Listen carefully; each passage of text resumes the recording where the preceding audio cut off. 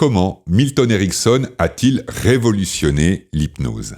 Dans cette vidéo, je vous présente les 5 révolutions que Milton Erickson a apportées à l'hypnose et qui ont donné naissance à ce qu'on appelle aujourd'hui l'hypnose ericksonienne. Bienvenue dans ce moment que nous allons partager ensemble à la découverte de l'hypnose ericksonienne. Après vous avoir présenté les 5 révolutions de l'hypnose ericksonienne, je terminerai cette vidéo par la présentation d'une séance. Une séance que j'ai réalisée il y a quelques mois avec une personne qui est venue me voir en consultation. Une personne qui venait me voir pour des problématiques d'anxiété. Et dans cette séance, j'ai utilisé les 5 révolutions que je vous présente dans cette vidéo de façon à ce que vous ayez une représentation concrète de comment ces 5 révolutions peuvent s'intégrer dans votre pratique d'hypnothérapeute ou de coach. Avant que je vous présente la première des 5 révolutions, il y a 2 points sur lesquels j'aimerais attirer votre attention. Le premier de ces points, c'est que Milton Erickson n'a rien fondamentalement inventé. Il a repris l'existant, qui était l'hypnose classique, et il a fait évoluer l'hypnose classique. Donc il y a une continuité entre l'hypnose ericksonienne et l'hypnose classique. Pour être plus juste, il faudrait dire qu'il y a une continuité entre l'hypnose classique et l'hypnose ericksonienne. Donc quand on fait de l'hypnose ericksonienne, rien ne nous empêche de réutiliser des techniques, des principes de l'hypnose classique. Le deuxième point sur lequel j'aimerais attirer votre attention, c'est que lorsque, comme moi, on fait de l'hypnose ericksonienne depuis près de 25 ans, puisque je suis hypnothérapeute depuis près de 25 ans, j'ai le plaisir et le privilège de former des personnes à l'hypnose ericksonienne depuis 2007, quand, comme moi, on fait de l'hypnose ericksonienne, en aucun cas, on essaye de faire comme Milton Erickson. D'ailleurs, il y a quelques jours, j'ai publié une vidéo consacrée aux bonnes raisons pourquoi il ne faut surtout pas essayer de copier Milton Erickson. Cette vidéo apparaît à l'écran. Donc lorsqu'on fait de l'hypnose ericksonienne, on n'essaye surtout pas de faire comme Milton Erickson. D'ailleurs, moi j'ai eu la chance, le privilège de faire mes formations en hypnose avec d'anciens élèves de Milton Erickson, donc des personnes qui ont appris l'hypnose directement auprès de Milton Erickson. Et toutes ces personnes, Stephen Gilligan, Ernest Rossi, Bill O'Hanlon, nous disaient sans cesse, Erickson nous répétait, ne reproduisez pas bêtement ce que je vous montre, emmenez-le plus loin. Ce qui est important, c'est de garder les principes, les fondements, et en même temps de pouvoir amener dans votre pratique votre personnalité, votre différence, vos particularités, votre parcours, vos connaissances qui viennent d'ailleurs. En aucun cas, essayez de reproduire ce que moi j'ai fait. Et ça, c'est un élément essentiel en hypnose ericksonienne, c'est que l'on n'essaye pas de refaire comme Milton Erickson. D'autant plus qu'on n'a pas de mode d'emploi. Milton Erickson n'a pas défini de protocole ou de standard ou de principes clairs qui nous permettraient de faire comme lui. Il a défini des fondements, il a défini des principes qui sont ouverts, assez larges, comme des cadres. Et l'enjeu, pour nous hypnothérapeutes ericksoniens, c'est d'utiliser ces cadres et de remplir ces cadres avec notre propre sensibilité, avec notre propre créativité, avec nos propres approches et notre manière unique et particulière de faire les choses. Et ça, c'est vraiment caractéristique de l'hypnose ericksonienne. On n'essaye pas de refaire comme Erickson, on explore les principes qu'Erickson a développés et dans ces principes, on va amener notre propre patte, notre propre personnalité, notre propre manière de faire les choses. Ce qui est clairement différent par rapport à l'hypnose hellmanienne. Si vous connaissez un peu le monde de l'hypnose ou que vous vous intéressez au monde de l'hypnose, vous avez certainement pu observer qu'aujourd'hui, il y a 2 grands courants que l'on peut retrouver dans les instituts de formation ou ailleurs. Il y a ce qu'on appelle l'hypnose classique ou l'hypnose hellmanienne et puis l'hypnose ericksonienne. Dave Hellman, qui est à l'origine de l'hypnose hellmanienne, lui a travaillé à l'opposé de Milton Erickson. Il a défini des règles très strictes. Il a même écrit des scripts de façon à ce que ses étudiants utilisent les scripts qu'il avait définis. Donc pour Dave Hellman, il avait fait tout un travail de recherche, d'expérimentation. Il avait, selon lui, défini des techniques et des approches qui fonctionnent Et pour lui, ce qui est important, c'est que ses élèves, ses étudiants, les personnes qui pratiquent l'hypnose hellmanienne, elles reproduisent ce que lui avait défini. Alors qu'en hypnose ericksonienne, on est à l'opposé. Pour Erickson, ce qui était important, c'est que chaque praticien, chaque personne qui pratique l'hypnose ericksonienne développe sa propre approche, sa propre manière de faire les choses.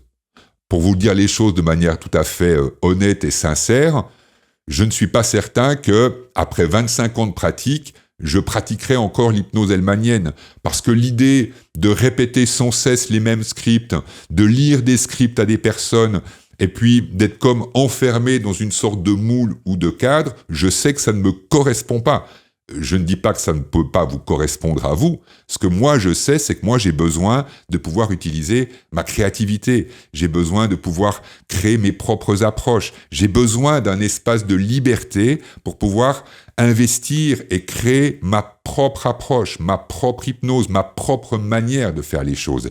Et c'est la raison pour laquelle, après 25 ans, je suis encore passionné par l'hypnose ericksonienne. C'est parce que l'hypnose ericksonienne, elle m'offre cette possibilité d'être moi-même. Elle m'offre la possibilité d'être authentique. Elle m'offre la possibilité d'être pleinement moi, Denis Jacquard, en relation avec les personnes qui viennent me voir, et puis qu'on puisse créer ensemble, collaborer ensemble, de manière à pouvoir construire la séance.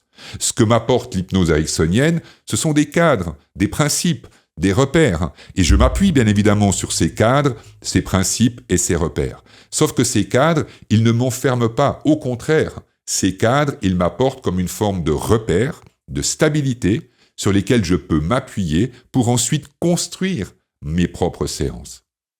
Et au fil des années, au fil du temps, j'ai développé mes propres techniques d'hypnose.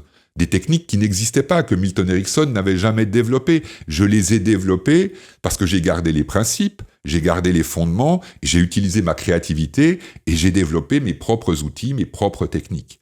Et c'est ce que j'enseigne aussi durant ma formation, ce que je dis très souvent à mes étudiants, ne reproduisez pas bêtement ce que je fais.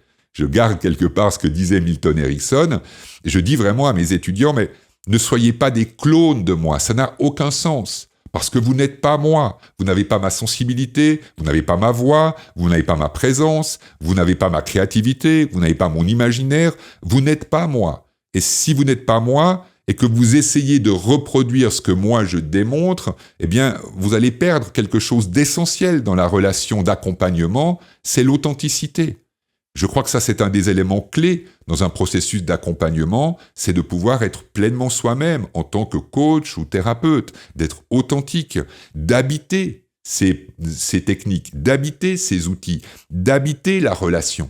Et donc, si je joue un rôle, je ne peux pas pleinement habiter tout cela parce que je ne suis pas pleinement moi-même.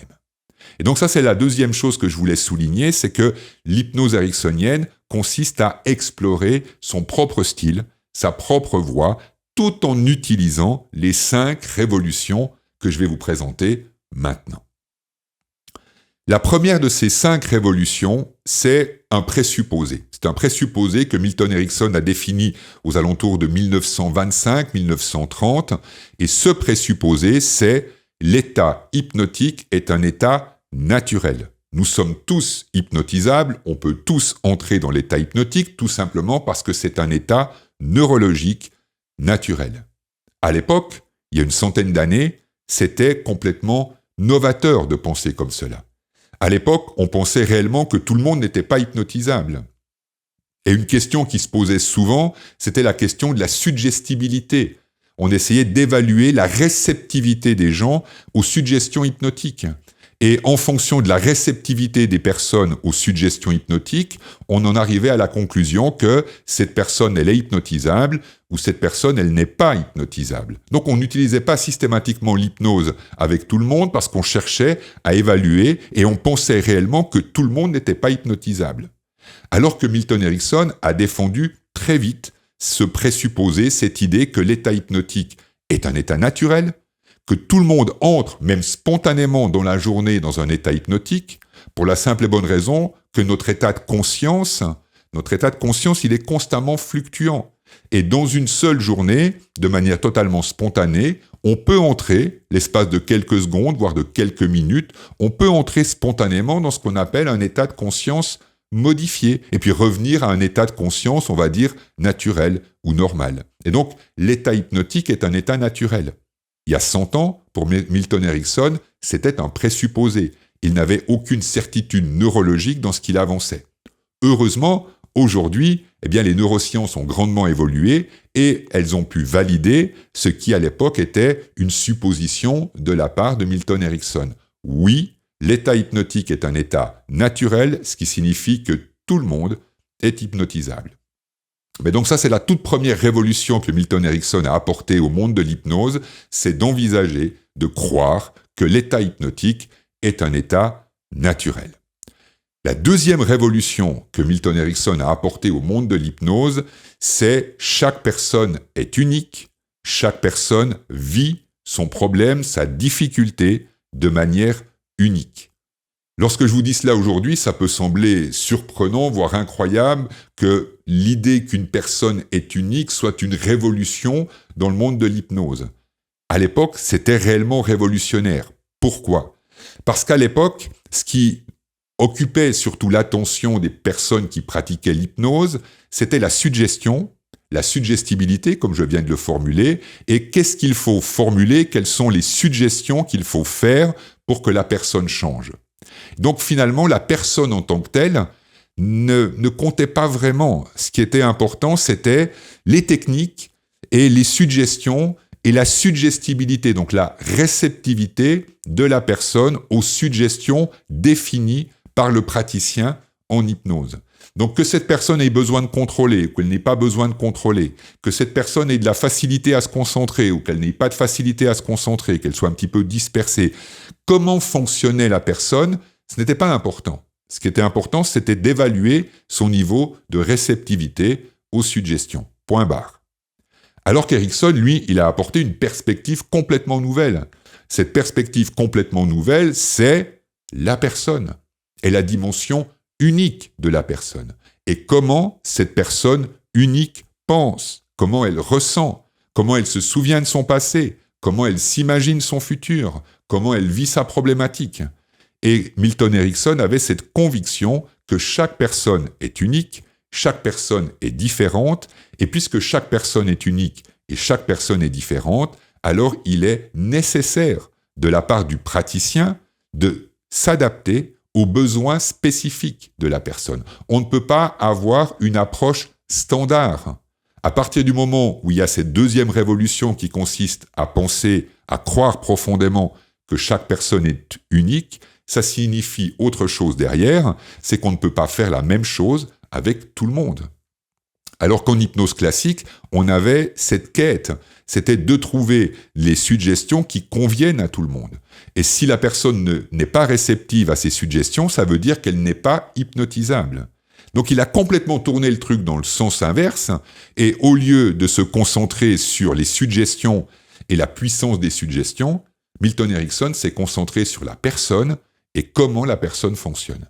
Et partant de l'idée que l'état hypnotique est un état naturel, et que chaque personne est unique et donc a un besoin unique et particulier, eh bien, il a amené la troisième révolution.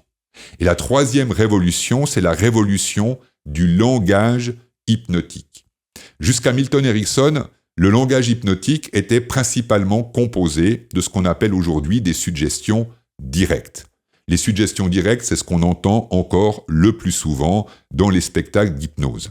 Si je vous donne un exemple, votre corps devient lourd, vous entendez le son de ma voix, et votre corps devient lourd, vos paupières deviennent lourdes et vous dormez profondément.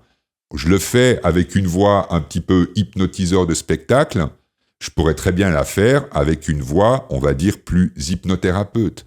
Votre corps devient lourd, et alors que votre corps devient lourd, vous entendez le son de ma voix. Et alors que vous entendez le son de ma voix et que votre corps devient lourd, vous vous endormez profondément. Là, je ne le fais pas comme un hypnotiseur de spectacle, je le fais davantage comme un hypnothérapeute qui accompagne une personne dans l'expérience, et en même temps, dans les deux cas, c'est le même discours. C'est ce qu'on appelle des suggestions directes. Les suggestions directes, ce sont des affirmations. Si vous écoutez mon discours, ou vous repassez les quelques secondes de la vidéo, vous allez vous rendre compte que toutes mes phrases sont des affirmations. Votre corps devient lourd, vous entendez le son de ma voix, vous vous endormez profondément, donc je ne formule les choses que sous forme d'affirmations. On appelle ça des suggestions directes.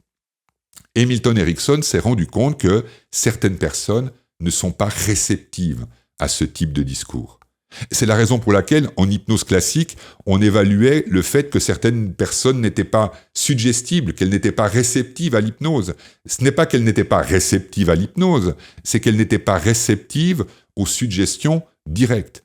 Très souvent, les personnes qui ont de la difficulté avec les suggestions directes, c'est qu'elles ont l'impression de perdre leur autonomie, de perdre leur liberté, qu'elles doivent faire quelque chose de précis et qu'elles n'ont comme plus le choix. Et que quand ça se manifeste, il y a des formes de résistance qui vont commencer à apparaître.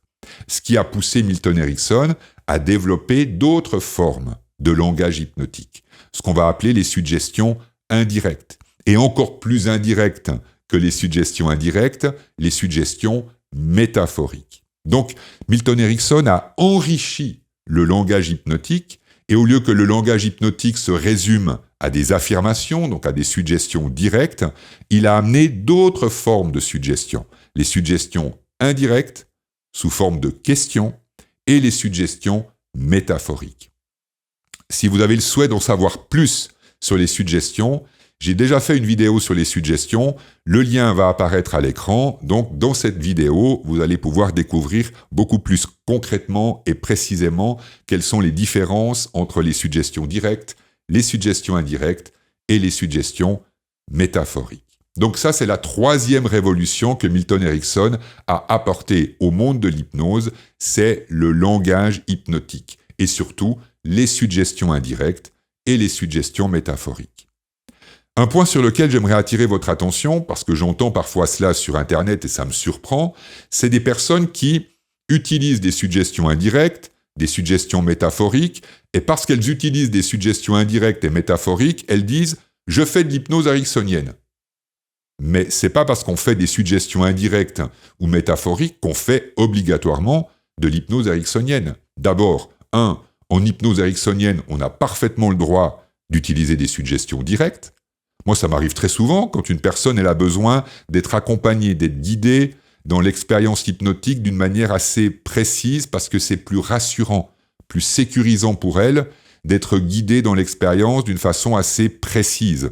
Je vais bien évidemment utiliser davantage de suggestions directes que de suggestions indirectes parce que les suggestions directes vont lui donner ce cadre, elles vont lui donner cette sécurité dont la personne a besoin parce que c'est comment elle fonctionne. Cette personne, elle est unique. Elle a un besoin unique et parfois ce besoin unique, c'est d'être guidée de manière assez spécifique et précise. Donc à ce moment-là, je vais utiliser des suggestions directes. Donc rien n'empêche d'utiliser des suggestions directes en hypnose ericksonienne. Et le deuxième point, c'est que si vous utilisez des suggestions indirectes ou des suggestions métaphoriques, vous écrivez un beau script avec plein de suggestions indirectes, de magnifiques métaphores, et vous lisez le même script à toutes les personnes qui viennent vous voir pour une problématique X, et que vous ne remettez pas en question votre script, vous ne l'adaptez pas aux besoins de la personne, vous ne faites pas de l'hypnose ericksonienne. Vous utilisez simplement les suggestions indirectes et les suggestions métaphoriques. Donc ça serait une erreur de mon point de vue de considérer que parce que vous faites des suggestions indirectes ou parce que vous faites des suggestions métaphoriques, vous faites obligatoirement de l'hypnose ericksonienne. Et j'ai rien contre les scripts. D'ailleurs, Milton Erickson, au début de sa carrière, écrivait toutes ses séances, donc il les scriptait avant de recevoir la personne. Et moi, c'est ce que je conseille très souvent à mes étudiants lorsqu'ils commencent à pratiquer, c'est de commencer par recevoir la personne une première fois, de faire le questionnement phénoménologique pour comprendre comment ces personnes vivent la problématique, de quoi elles ont besoin pour pouvoir vivre un changement bénéfique dans leur vie. Et une fois qu'elles ont compris ce que la personne a besoin de vivre durant la séance d'hypnose, eh bien, ils refixent une deuxième séance et entre la première et la deuxième séance, eh bien, la personne, l'hypnothérapeute, a le temps de rédiger son script. Et à ce moment-là, ça sera un script sur mesure. Donc, l'hypnose ericksonienne n'interdit pas les scripts. ce qu'on va simplement souligner, c'est qu'il est important que le script soit adapté à la personne. Et il n'y a pas de script universel. Ça, c'est ce que cherchait l'hypnose classique. C'est ce qu'on fait encore en hypnose hellmanienne. Mais si on veut respecter la deuxième révolution, le deuxième principe que Milton Erickson a mis en œuvre, qui est de dire que chaque personne est unique et chaque personne vit son problème de manière différente, si on veut respecter cela, on est dans, quelque part, l'obligation d'adapter le script en fonction de la personne. Et que pour chaque personne, il y ait un script particulier. Maintenant, bien évidemment, que rien n'empêche d'avoir un canevas de base, une sorte de script grossier, et puis qu'en fonction de la personne, en fonction de ses besoins, en fonction de comment elle fonctionne, en fonction de comment elle vit la problématique, eh bien que vous puissiez adapter le script. Et que le script ne soit pas une prison, que progressivement vous puissiez, au fil de temps, développer ce langage hypnotique de façon suffisamment souple et fluide et créatif, de telle sorte que vous n'ayez plus besoin de script. Mais le script est tout à fait possible, il n'est en aucun cas interdit en hypnose ericksonienne. On va simplement veiller à ce que ce script soit sur mesure, adapté à la personne. Donc les 3 premières révolutions, l'état hypnotique est un état naturel, chaque personne est unique, chaque personne vit son problème de manière unique. La révolution du langage hypnotique avec les suggestions indirectes et les suggestions métaphoriques, et la 4e révolution que Milton Erickson a apportée au monde de l'hypnose, elle concerne la définition de l'inconscient. En effet, Milton Erickson a apporté une définition de l'inconscient qui est complètement nouvelle et novatrice au moment où il amène cette définition de l'inconscient. Pour comprendre cela, il faut replacer les choses dans leur contexte. On est au milieu des années 30. À ce moment-là, la définition de l'inconscient qui est la plus souvent véhiculée, c'est la définition de l'inconscient selon Freud. Freud étant un des premiers à avoir défini l'inconscient de façon assez concrète et précise. Et donc pour Freud, l'inconscient, il représente davantage une forme de danger. Si je vais utiliser une image volontairement un petit peu caricaturale pour illustrer la définition de l'inconscient selon Freud, c'est que votre esprit, c'est comme une grande maison, et il y a une partie de la maison qui correspond à une aile plus sombre de la maison. Et dans l'aile sombre de la maison, il y a un couloir qui est encore plus sombre que l'aile sombre de la maison, et au fond de ce couloir, il y a une armoire très sombre. Et cette armoire sombre dans l'aile sombre de la maison, c'est l'inconscient.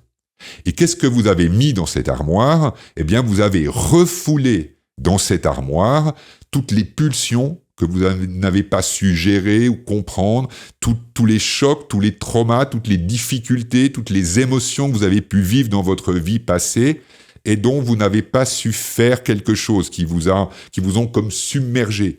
Et comme ce vécu, ces émotions, ces pulsions vous ont submergé, eh bien, qu'est-ce que vous avez inconsciemment ou automatiquement fait ? C'est que vous avez refoulé tout cela dans cette armoire qui symbolise l'inconscient.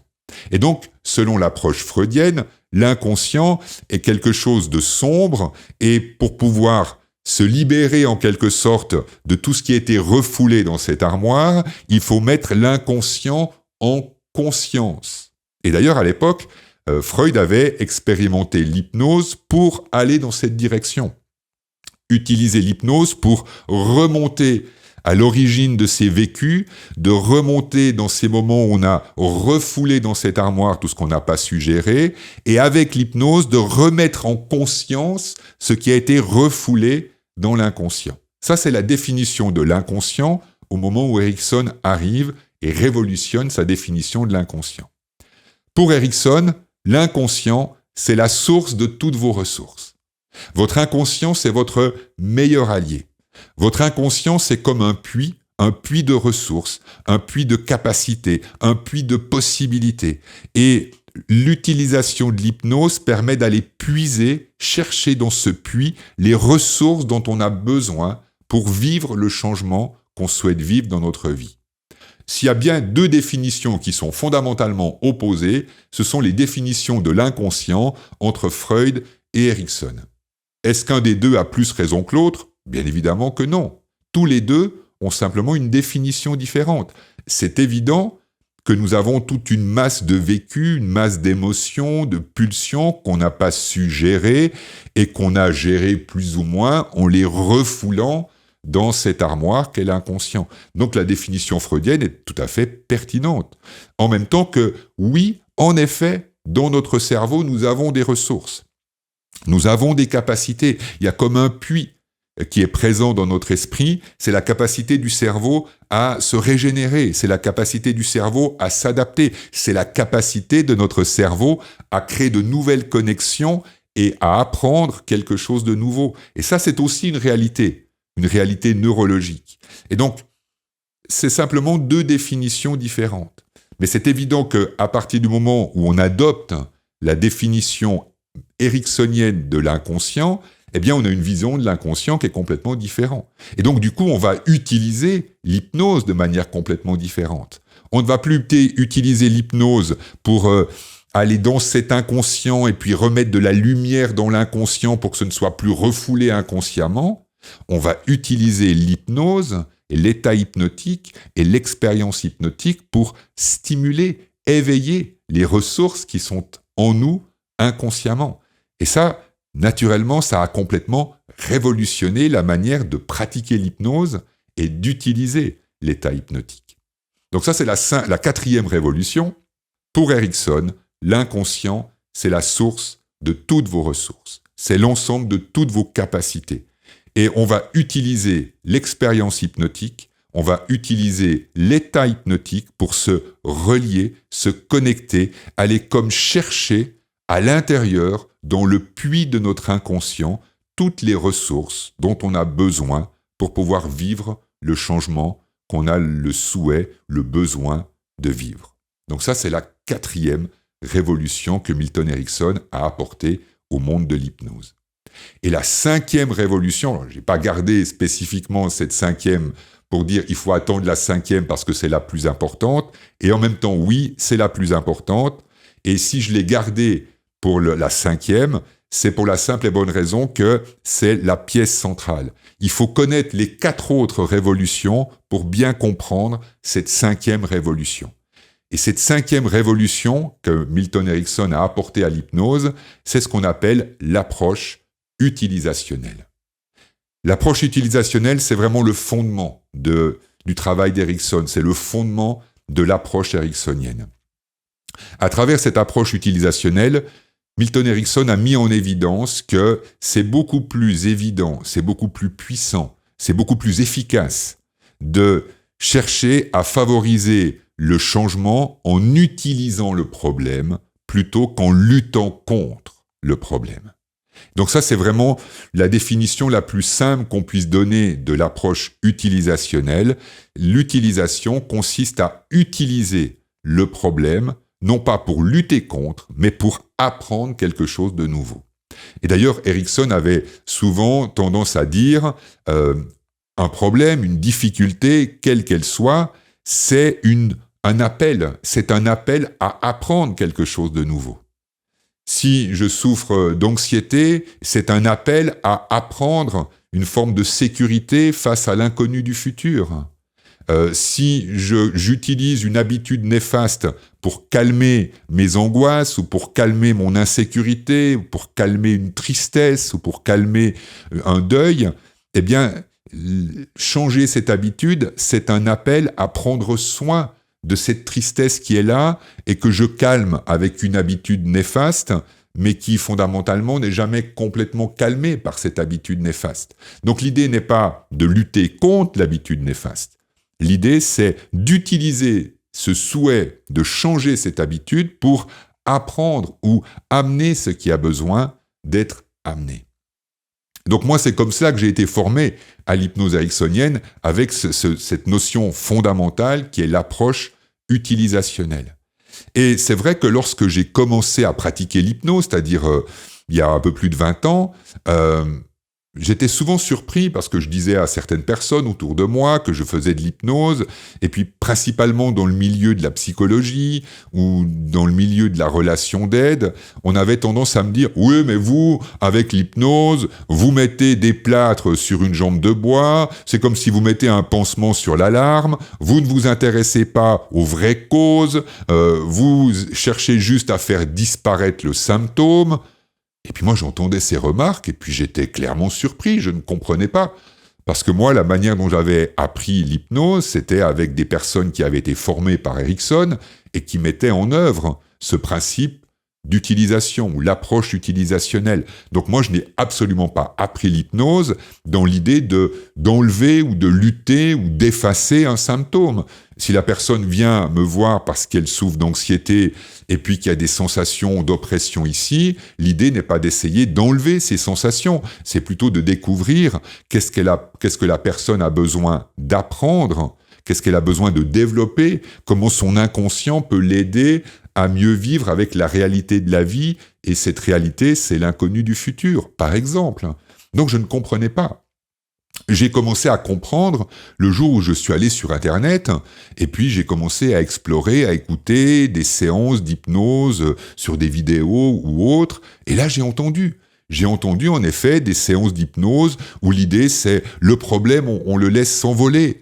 On imagine une montgolfière et puis on dépose dans la montgolfière ses soucis, on dépose dans la montgolfière son angoisse ou le problème pour lequel on souffre, et puis on laisse la montgolfière s'en aller. Ah, c'est évident que lorsque j'ai entendu ce genre de séance, je me suis dit « Ah, c'est évident, oui, si on pratique l'hypnose comme cela, c'est évident que ça ressemble davantage à une forme de pansement sur l'alarme, et puis on ne s'intéresse pas à la vraie cause, au vrai mécanisme profond qui est à l'origine de cette habitude ou de cette angoisse ou de ce problème. » Et donc, j'ai compris que l'approche utilisationnelle de Milton Erickson, quelque part, c'est le cœur essentiel thérapeutique de l'approche qu'avait développée Milton Erickson. De ne pas chercher à lutter contre le problème, de ne pas chercher à effacer le problème, mais au contraire, d'utiliser l'état hypnotique, de reprendre la définition que Erickson avait de l'inconscient, c'est la source de toutes nos ressources, et d'utiliser l'expérience hypnotique et la source de toutes nos ressources pour apprendre ou créer le changement qu'on souhaite créer. Et donc, c'est la raison pour laquelle cette 5e révolution, elle est aussi fondamentale et importante, parce que c'est le cœur profond de l'approche ericksonienne. Et c'est également la dimension la plus subtile et la plus complexe de l'approche ericksonienne. Parce que là, je vous en parle, je vous donne des définitions, ça semble assez logique, ça semble assez évident, oui, on ne lutte plus contre le problème, on va explorer comment l'utiliser. Malheureusement, il n'y a pas de mode d'emploi. Il n'y a pas une sorte de table des matières ou de mode d'emploi qui nous dit « Ah quand vous êtes face à cette situation, vous allez l'utiliser comme ça. » Ou quand vous êtes face à cette situation, vous allez l'utiliser de cette manière-là. Il n'y a pas de mode d'emploi sur comment utiliser l'approche utilisationnelle. Chaque personne est unique. Ça, c'est la 2e révolution. Chaque personne est unique. Et donc, puisque chaque personne est unique, il n'y a pas de mode d'emploi universel sur comment appliquer l'approche utilisationnelle. Donc pour chaque personne, je vais devoir faire autrement. Ce qui, naturellement, évoque une compétence essentielle chez le coach ou chez le thérapeute qui pratique l'hypnose ericksonienne. Et cette compétence essentielle, c'est une forme de créativité. Puisqu'il n'y a rien d'établi, il n'y a rien de figé, il n'y a pas de dogme, il n'y a pas de mode d'emploi précis, il y a un ensemble de cadres, il y a un ensemble de principes, ce que j'ai présenté dans cette vidéo sous forme de 5 révolutions. Donc il y a un ensemble de principes, et en même temps, ces principes, ils ne vous donnent pas de mode d'emploi précis. Ce ne sont que des cadres. Et l'enjeu, et aussi le défi, mais ce qui est pour moi passionnant, c'est que comment je vais remplir ces cadres ? Ok, Erickson dit « l'état hypnotique est un état naturel ». Formidable. Comment je vais pouvoir amener la personne à entrer dans cet état naturel ? Je vais amener la personne à entrer dans cet état naturel tout simplement parce que cette personne est unique. Ok, cette personne, elle est unique. Comment elle fonctionne ? Comment elle pense ? Si j'ai en face de moi une personne qui a besoin de tout contrôler, de tout maîtriser, comment je peux utiliser son besoin de tout contrôler. Car c'est évident que si j'ai en face de moi une personne qui a besoin de tout contrôler, je ne vais surtout pas lui demander de lâcher prise. Parce que si je lui demande de lâcher prise, lorsque je l'invite à entrer dans l'état hypnotique, je la guide lors de l'induction hypnotique, si je l'invite à lâcher prise à ce moment-là, ça va la mettre en panique, en insécurité. Donc elle ne va pas réussir à entrer dans l'état hypnotique. Si en revanche, quand je la guide lors de l'induction pour entrer dans l'état hypnotique, dans cette phase de la séance d'hypnose, je lui demande de contrôler, de maîtriser, j'utilise son besoin de contrôler et de maîtriser, eh bien, elle va pouvoir entrer dans l'état hypnotique parce que j'ai su utiliser son fonctionnement. Si au contraire, j'ai en face de moi une personne qui a une attention un petit peu déficiente et puis son esprit qui va un petit peu dans tous les sens, je ne vais surtout pas lui demander de se concentrer, de tout maîtriser parce que ça ne correspond pas à sa manière de fonctionner, ça ne correspond pas à son besoin. Donc avec cette personne-là, je vais aller dans le sens dans lequel elle fonctionne. Donc là, je vous donne des exemples concrets de l'application de l'approche utilisationnelle. D'utiliser comment la personne fonctionne. D'utiliser les ressources de l'état hypnotique. D'utiliser tout ce qui est là présent. Parfois, ce que l'on va utiliser, c'est l'environnement. Moi, je me souviens, un jour, j'ai vécu une séance et durant cette séance, il y a tout à coup eu du bruit, un bruit très intense dans le cabinet. Je l'ai utilisé. Je n'ai pas fait comme s'il n'y avait pas de bruit. Je ne pouvais pas enlever le bruit, j'étais impuissant à l'enlever. Mais comment je peux l'utiliser ? Donc l'approche utilisationnelle, elle est tout le temps présente, à tous les niveaux. Comment je peux utiliser le fonctionnement de la personne ? Comment je peux utiliser l'environnement très imparfait ? Comment je peux utiliser mes propres ressources, mes propres capacités ? Donc cette approche utilisationnelle, elle est fondamentale et centrale dans l'approche ericksonienne. Donc voilà pour les 5 révolutions que Milton Erickson a apportées à l'hypnose et qui ont donné naissance à ce qu'on appelle aujourd'hui l'hypnose ericksonienne. L'état hypnotique est un état complètement naturel, tout le monde est hypnotisable. Deuxième révolution, chaque personne est unique, chaque personne vit sa difficulté de manière particulière, différente, unique. Troisième révolution, le langage hypnotique. Lorsqu'une personne, elle résiste à des suggestions directes, comment je peux l'aider à entrer dans l'expérience avec des suggestions indirectes, voire des suggestions métaphoriques. Quatrième révolution, la révolution dans la définition de l'inconscient. L'inconscient est la source de vos ressources. Votre inconscient est votre meilleur allié. Et l'expérience hypnotique vous permet de vous connecter à votre inconscient et d'utiliser toutes les formidables ressources de votre inconscient. Et cinquième révolution, qui est la pièce centrale du puzzle, qui est la révolution qui met du liant entre les 4 autres, c'est l'approche utilisationnelle. Comment utiliser ce qui est ? Comment utiliser le problème et considérer le problème comme un appel à développer de nouvelles capacités et de nouvelles compétences. Et donc, comme promis, je termine avec l'histoire de cette séance que j'ai vécue il y a quelques mois avec une personne qui vient me voir pour une problématique d'anxiété. Je reçois la personne, c'est la première fois que je la reçois, et puis, comme d'habitude, je fais mon questionnement phénoménologique. J'aurai l'occasion de faire prochainement une vidéo justement sur le questionnement phénoménologique. Donc, je réalise mon questionnement phénoménologique de manière à comprendre comment la personne fait l'expérience de sa difficulté. Donc, au début de séance, elle m'explique qu'elle a une tendance à l'anxiété depuis très longtemps. C'est une personne de nature anxieuse, comme on dit habituellement. Et malheureusement, là, depuis quelques semaines, son anxiété, elle est en train de péter les plafonds. Elle souffre de plus en plus de cette anxiété. Elle a fait quelques crises d'angoisse, donc ça devient très, très compliqué. Et donc, elle vient me voir pour découvrir comment, avec l'hypnose, je pourrais l'aider à propos de son anxiété. Donc, à travers ce questionnement phénoménologique, je découvre aussi que ce n'est pas un hasard. Si son anxiété, tout à coup, elle a ressurgi et puis qu'elle est montée en intensité, tout simplement parce que depuis quelques semaines, dans sa vie, tout est en train de changer. Sa relation de couple, bat de l'aile, ça devient un peu compliqué, les enfants ont quitté la maison l'année précédente, et puis depuis qu'elle s'est retrouvée seule avec son compagnon, c'est un peu compliqué, donc voilà, il y a une instabilité, il y a une insécurité au niveau de la relation de couple, et puis au travail, l'entreprise pour laquelle elle travaille a été rachetée par un concurrent, et donc il y a une phase de restructuration qui est en cours, et on ne sait pas très bien ce qu'il va advenir, quels seront les postes qui seront déplacés, quels seront les postes qui seront supprimés. Donc on est dans cette phase de changement, de mutation, d'inconnu et d'instabilité.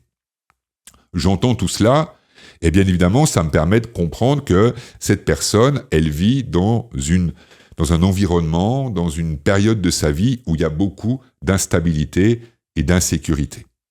Je sais, pour l'avoir appris et par l'expérience surtout, je sais que l'anxiété est très intimement reliée à une certaine forme d'insécurité face à un futur qui est inconnu. Alors, on est bien d'accord que le futur, il est inconnu pour tout le monde, et en même temps, on se rend bien compte qu'il y a des périodes de notre vie où on peut être plus serein face à ce futur, parce qu'on vit un environnement qui est assez stable, assez constant, donc du coup, on a comme l'impression assez agréable et sécurisante que maintenant tout va bien, donc ça va continuer à aller très bien dans le futur, donc c'est rassurant.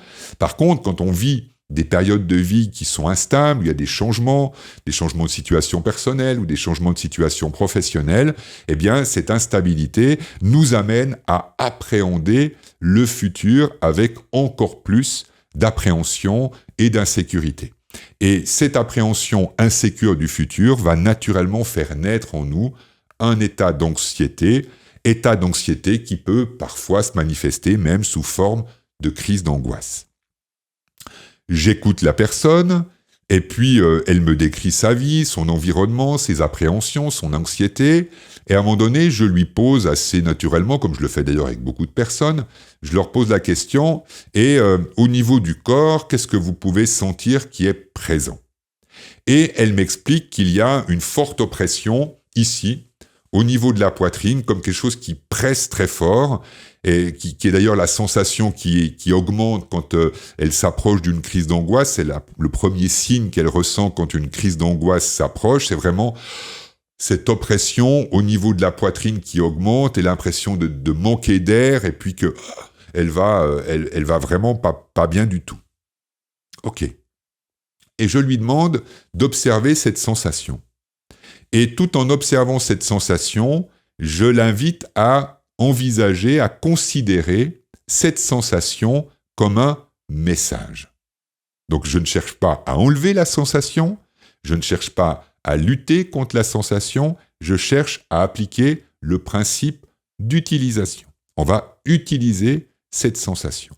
Donc je lui demande d'observer cette sensation et de considérer cette sensation comme une forme de métaphore, une histoire.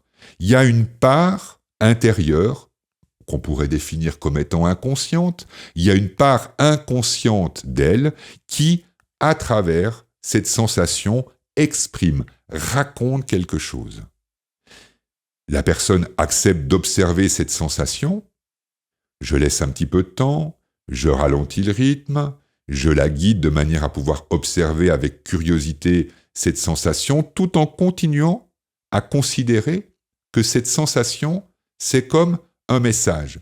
L'exemple que j'aime bien donner, et si mon souvenir est bon, je l'ai donné cet exemple à la personne qui est en face de moi, je lui dis, mais c'est comme dans les BD.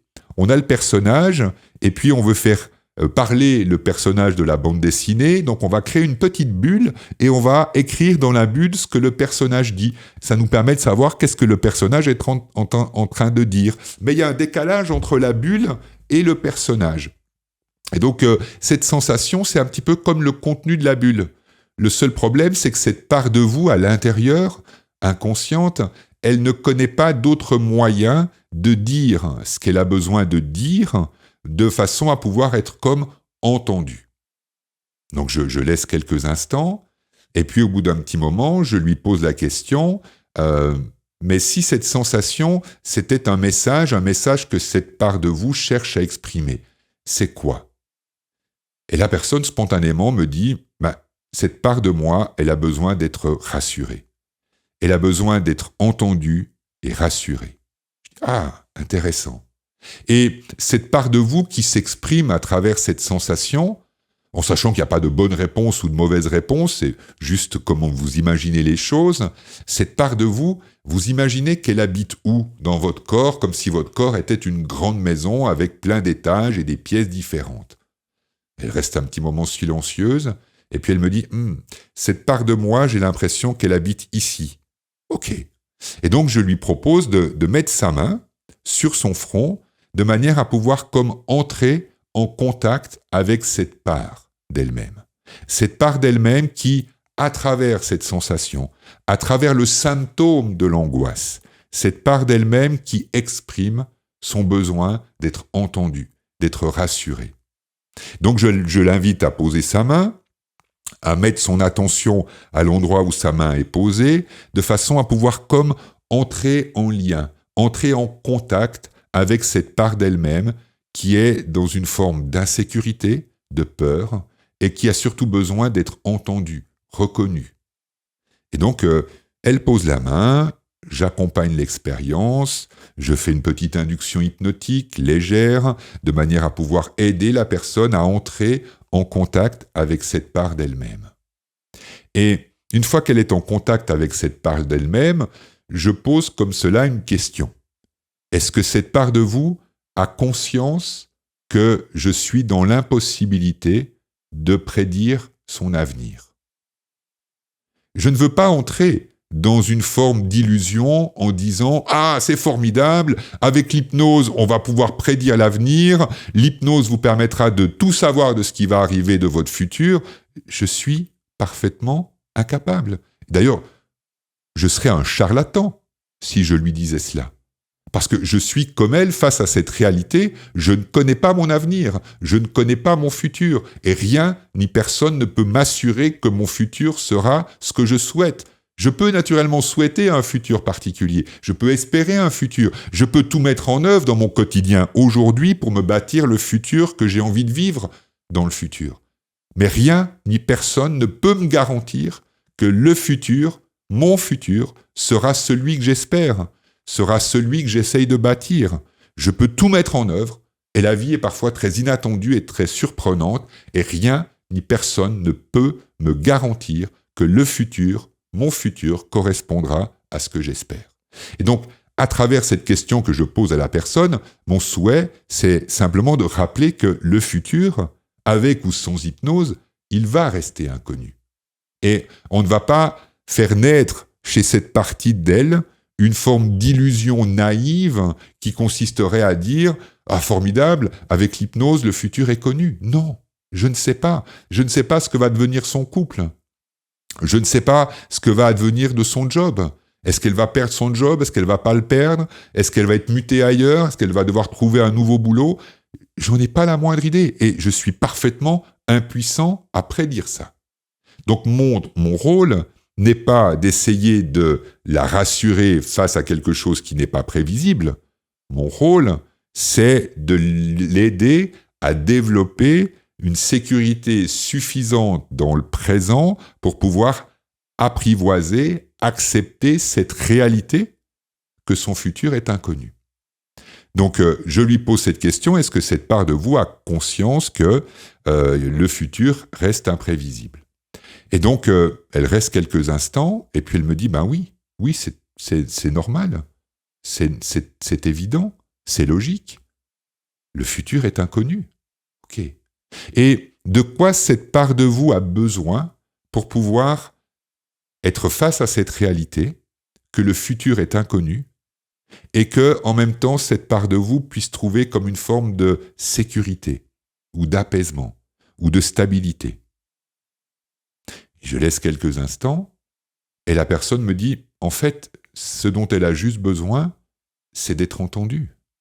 Elle a juste besoin d'entendre qu'on peut entendre qu'elle a peur. et pas qu'on lui dise « t'as pas de raison d'avoir peur, tu verras, ça va bien se passer ». Parce que généralement, c'est ce qu'on essaye de faire avec soi-même ou quand on a une personne en face de soi qui est inquiète à propos de son futur, eh bien on essaie de la rassurer, puis on lui dit « mais tu verras, tout va bien se passer, ça va bien aller, tu vas garder ton boulot, dans ton couple, ça va s'améliorer ». Généralement, c'est ça qu'on essaye de faire pour rassurer. Et en réalité, cette partie d'elle, elle n'a pas besoin de ça. Cette partie d'elle, elle a juste besoin d'être entendue, accueillie, reconnue, avec sa peur. Et qu'elle a le droit d'avoir peur et d'être accueillie. Et qu'elle a le droit d'avoir peur et qu'elle a sa place. Et à travers cette expérience qu'on fait ensemble durant cette séance, la personne, tout à coup, elle me dit « mais en fait, à chaque fois que j'ai peur, j'essaie de lutter contre ma peur. À chaque fois que cette part de moi, elle exprime quelque chose, que ce soit par une pensée ou par une sensation, j'essaye de repousser cette pensée, de me dire « mais non, tout va bien aller » ou « mais non, il n'y a pas de raison d'avoir peur » »,« mais non, tout ceci, tout cela ». En fait, je n'écoute jamais cette part de moi. Je ne l'accueille jamais, cette part de moi. À chaque fois qu'elle s'exprime, c'est comme si je lui ferme la porte au nez. Ah. Alors prenons quelques instants pour vraiment l'accueillir, pour vraiment lui offrir une forme de place, une écoute, un respect. Et au fur et à mesure où on fait cela, eh bien, cette sensation qui était là, elle se calme. J'ai jamais voulu calmer cette sensation. J'ai cherché à utiliser ce qui est. Et utiliser ce qui est, c'est aller à la rencontre de cette part et découvrir qu'est-ce que cette part a besoin, de quoi elle a besoin, qu'est-ce qu'elle a besoin d'apprendre ou de quelle présence elle a besoin, de quoi cette part a besoin pour retrouver comme une forme de sérénité, de tranquillité, de calme. Et c'est ce qu'on a fait durant cette première séance. Et à la fin de la séance, elle me dit « Ah ben, ça fait longtemps que je ne me suis pas sentie sereine, comme ça. » En même temps que, quand je vous parle, je sais très bien qu'il y a plein d'incertitudes. Je sais très bien que je ne sais pas si mon boulot, je vais toujours l'avoir dans un mois. Quand je pense à mon couple, je ne sais pas très bien où on va. Et en même temps, je peux appréhender ces situations d'incertitude, d'insécurité, avec un peu plus de tranquillité, un peu plus de sérénité, un peu plus de calme. J'ai eu envie de vous présenter cette scène, cette situation, cette séance, parce que dans cette séance, j'ai mis en œuvre les 5 révolutions, les 5 piliers de l'approche ericksonienne. J'ai pas cherché à induire un état hypnotique avec une longue induction ou avec des techniques d'induction compliquées. Je lui ai juste demandé d'observer, de focaliser son attention sur ce qui est. D'abord sur les sensations, et puis ensuite sur cette part. Ça suffit pour entrer dans l'état hypnotique, parce qu'encore une fois, l'état hypnotique est un état complètement naturel, et il n'est pas toujours nécessaire de faire de longues inductions hypnotiques compliquées, avec des ruptures de pattern ou je ne sais quoi, pour amener une personne dans l'état hypnotique. Le simple fait de lui demander de mettre son attention à l'intérieur est amplement suffisant, parce que l'état hypnotique est un état naturel. J'ai appréhendé cette situation avec l'esprit que cette personne est unique et qu'elle a une manière de vivre son anxiété qui est unique. Et donc je n'ai fait aucune supposition. Je n'ai pas essayé de faire entrer cette personne dans un cadre, dans un moule ou dans un modèle. J'ai essayé d'aller à la rencontre de cette personne et de rencontrer comment cette personne, à sa manière, vit la vie. Comment cette personne, à sa manière, vit l'insécurité du présent et du futur. Comment cette personne, à sa manière, vit son anxiété. J'ai cherché à utiliser tout plein de formes de langage. Parfois c'était un peu plus directif, parfois c'était plus indirect. Il y a des moments où j'ai utilisé une métaphore. Quand j'amène l'idée de la BD et que j'évoque le message comme le contenu de la bulle, et c'est le personnage qui parle à travers le contenu de la bulle, c'est une suggestion métaphorique. J'utilise une image pour suggérer une idée, une possibilité. Donc j'ai essayé d'utiliser toutes les ressources du langage, suggestion directe, suggestion indirecte, suggestion métaphorique, pour guider, accompagner cette personne du mieux possible. Je suis parti du principe qu'elle avait en elle les ressources. Lorsque je lui pose la question « Est-ce que vous avez conscience que le futur reste inconnu ?» Bien évidemment, je prends une forme de risque parce que je rappelle le danger, je rappelle la réalité de la situation. Ce qui signifie que, indirectement, je fais confiance. Je fais confiance à son inconscient qui est là et j'ai confiance dans le fait que son inconscient va nous aider à faire face à cette réalité. De ne pas la fuir, mais de ne pas sombrer dedans, de pouvoir vraiment appréhender cette réalité telle qu'elle est avec les ressources de son inconscient. Et durant toute cette séance, j'ai constamment utilisé. Je n'ai jamais cherché à lutter contre, je n'ai pas cherché à lutter contre ces appréhensions, je n'ai pas cherché à lutter contre cette sensation, je n'ai pas cherché à lutter contre cette partie. J'ai constamment essayé d'utiliser tout ce qui venait, d'utiliser ce que la personne m'apportait, de manière à pouvoir m'adapter constamment, jouer avec elle. J'aime bien utiliser le terme de danser avec elle. Quand on arrive, et on n'arrive pas toujours, soyons clairs, mais quand on arrive à être dans ce flow, à être dans l'approche utilisationnelle, et qu'en étant dans l'approche utilisationnelle, on est comme dans ce moment où on danse avec la personne. Il y a comme un flow créatif qui s'éveille. C'est tellement formidable. Donc voilà, j'avais envie de vous raconter cette séance que j'ai vécue il y a quelques mois, qui a été une séance importante parce que voilà, il y a des séances qui nous restent plus particulièrement en mémoire. Donc cette séance m'est restée particulièrement en mémoire. Et j'avais envie de la partager avec vous parce que à travers cette séance, eh bien, j'ai eu la satisfaction de pouvoir me dire « Waouh !» L'approche que Erickson a développée, c'est quand même une approche qui est puissante, tout en étant si profondément humaine et respectueuse.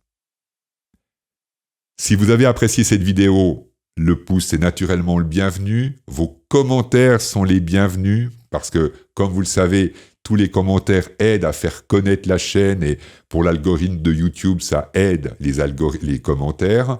Et puis, naturellement, il y a d'autres vidéos en préparation. Donc, si vous souhaitez être informé des prochaines vidéos qui vont sortir, abonnez-vous de manière à pouvoir découvrir les prochaines vidéos que je vais réaliser sur l'hypnose ericksonienne.